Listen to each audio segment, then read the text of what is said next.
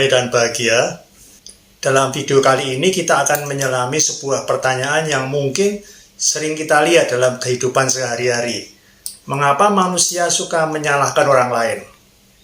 Dari konflik rumah tangga, pertengkaran di media sosial, hingga skala nasional seperti krisis politik dan sosial, kecenderungan menyalahkan seolah menjadi bagian tak terpisahkan dari kehidupan manusia.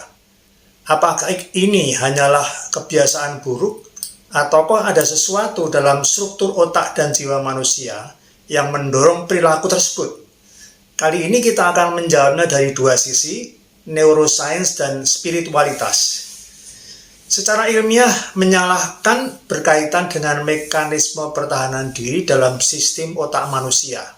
Ada 3 wilayah otak yang berperan besar di sini, yaitu amigdala, prefrontal cortex, dan cingulate cortex. Ketika seseorang merasa terancam, baik secara fisik maupun emosional, amigdala sebagai pusat pengolah rasa takut dan marah langsung aktif. Dalam kondisi ini, otak mencari penjelasan instan, dan cara tercepat adalah mencari kambing hitam. Lalu, prefrontal cortex, pusat pengambilan keputusan dan pertimbangan moral, seharusnya menyeimbangkan emosi itu. Namun dalam banyak kasus, terutama ketika seseorang sedang stres, kurang tidur atau tertekan, kemampuan bagian ini menurun. Otak menjadi lebih impulsif dan reaktif. Dan inilah mengapa orang cenderung menyalahkan orang lain, bahkan sebelum benar-benar memahami situasinya.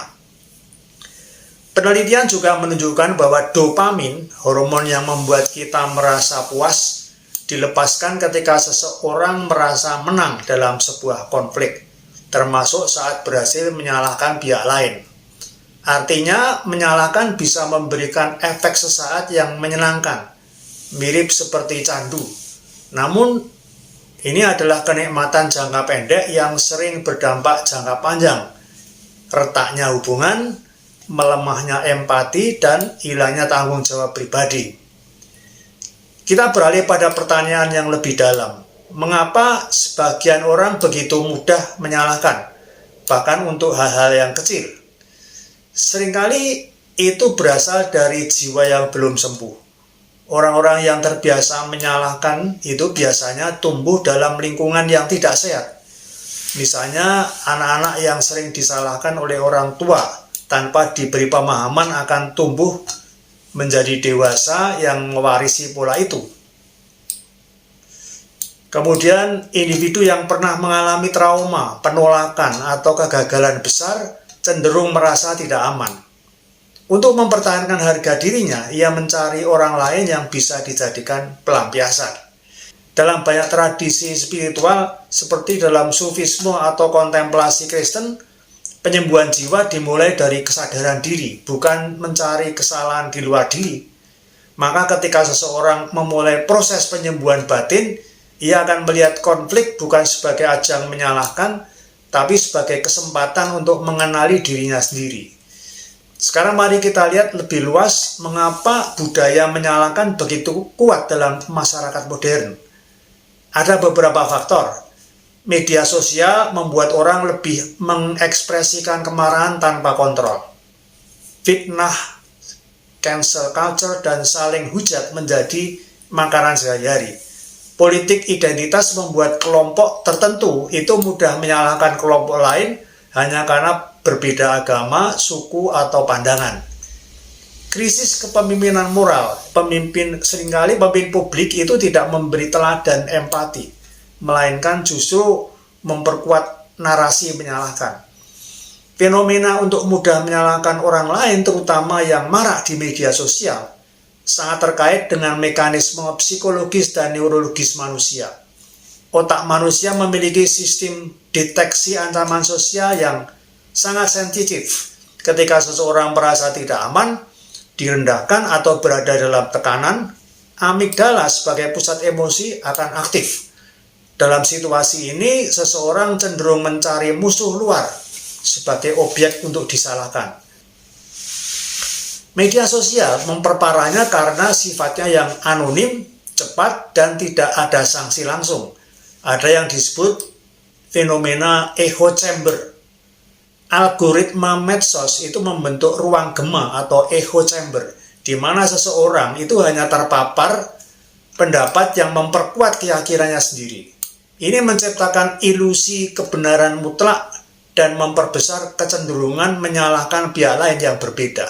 Ketika netizen bertemu dengan pendapat berbeda, responnya sering bukan dialog tapi serangan. Ada faktor pelarian dari luka batin. Ini satu faktor yang lain, bahwa banyak ujaran kebencian itu bukan datang dari nalar yang jernih, tapi dari jiwa yang terluka. Ada frustrasi sosial, trauma masa lalu, dan rasa tak berdaya yang diproyeksikan keluar dengan menyalahkan orang lain, apakah itu politisi atau agama lain atau kaum tertentu, menjadi mekanisme pertahanan psikologis yang sementara melegakan tapi merusak. Ada juga kondisi budaya dan pendidikan di mana masyarakat di banyak masyarakat pendidikan emosional dan spiritual itu tidak diajarkan secara sistematis. Akibatnya banyak orang yang tidak belajar mengelola emosi negatif secara sehat. Di saat tekanan sosial tinggi, misalnya karena kemiskinan, ketidakadilan, atau krisis kepercayaan, orang mudah jatuh pada kumpulan yang merusak, seperti perundungan pada online dan ujaran kebencian. Di sini pentingnya pendidikan emosi dan spiritualitas. Sebab jika menyalahkan terus menjadi budaya, bangsa ini akan menjadi bangsa yang penuh luka, tapi tidak pernah sembuh. Apakah kita bisa mengubahnya? Jawabannya adalah bisa. Dimulai dari kita sendiri, kita bisa mempraktekkan beberapa langkah ini. Penerimaan diri, sadarilah bahwa kita tidak sempurna dan begitu juga orang lain. Berlatih empati, cobalah melihat situasi dari sudut pandang orang lain sebelum menyalahkan. Menyadari luka batin, sadari bahwa kita bisa menyakiti karena pernah disakiti. Meditasi, doa, dan relaksasi ini membantu menenangkan amigdala dan mengaktifkan bagian otak yang berempati. Bahkan dalam Islam dikenal konsep muhasabah atau introspeksi diri. Dalam Buddhisme ada karuna atau belas kasih. Dalam ajaran Kristiani, Yesus mengajarkan untuk mengampuni. Semua ini adalah ajaran untuk menyembuhkan, bukan menyalahkan. Menyalahkan mungkin terasa melegakan sesaat, tapi penyembuhan hanya terjadi ketika kita mulai melihat ke dalam. Otak manusia diciptakan dengan kemampuan untuk berubah, neuroplastisitas, artinya kita bisa membentuk ulang kebiasaan. Jiwa manusia pun memiliki potensi untuk tumbuh dan berkembang. Jadi, mulai sekarang, setiap kali kita tergoda menyalahkan, mari kita ambil jeda sejenak, tanyakan pada diri sendiri, adakah bagian dari diriku yang belum sembuh? Karena menyembuhkan satu jiwa itu bisa menyelamatkan banyak konflik. Terima kasih telah bersama saya hari ini. Jangan lupa subscribe, like, dan bagikan video ini jika Anda merasa terbantu. Sampai jumpa di hari berikutnya. Salam sehat jiwa dan raga.